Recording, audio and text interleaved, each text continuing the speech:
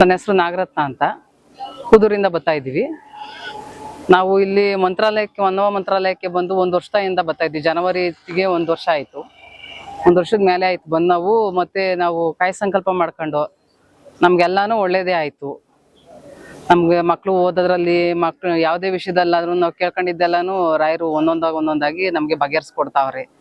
ಯಾವುದೇ ರೀತಿ ತೊಂದರೆ ಇಲ್ದಂಗೆ ನಮ್ಮನ್ನ ರಾಯರು ನಡ್ಸ್ಕೊಂಡು ಹೋಗ್ತಾವ್ರೆ. ನಮ್ಗೆ ರಾಯರನ್ನ ನಂಬಿದ್ದೀವಿ, ರಾಯರು ಯಾವತ್ತೂ ನಮ್ಮನ್ನ ಕಾಪಾಡ್ತಾರೆ. ರಾಯರೇ ನಮ್ಗೆಲ್ಲ. ಸರ್ ನಾವು 1 ವರ್ಷದಿಂದನೂ ಬರ್ತಾ ಇದೀವಿ, ದೀಪಾರಾಧನೆ ಮಾಡ್ತಾ ಇದ್ದು.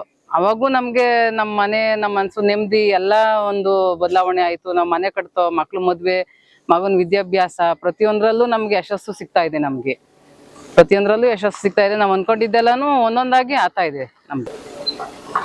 ಏನಕ್ಕೋಸ್ಕರ ಅಂದ್ರೆ ನಮ್ಗೊಂದು ಒಳ್ಳೇದಾಗೋಕೆ ಅಂತ ಹಚ್ಚದು ಸರ್. ನಮ್ಗೆ ಏನಿಲ್ಲ, ನಾವು ಮೊದಲು ದೀಪಾರಾಧನೆ ಮಾಡುವಾಗೂ ಅಷ್ಟೇ ನಮ್ಗೆ ಒಳ್ಳೇದೇ ಆಯ್ತು. ನಾವು ಕಾಯಿ ಸಂಕಲ್ಪ ಮಾಡ್ಕೊಂಡು, ನಾವು ಮನೆ ಕಟ್ಟಕ್ಕೋಸ್ಕರ ಕಾಯಿ ಸಂಕಲ್ಪ ಮಾಡ್ಕೊಂಡು ಮನೇನೂ ಆಯ್ತು. ಎಲ್ಲಾನು ಚೆನ್ನಾಗಿ ಆಗ್ಬರ್ತಾಯ್ತು ಸರ್. ಮಗಳು ಮದ್ವೆ ಆಯ್ತು, ಮಗನ ವಿದ್ಯಾಭ್ಯಾಸನೂ ಚೆನ್ನಾಗಿ ಓದ್ತಾ ಇದೆ.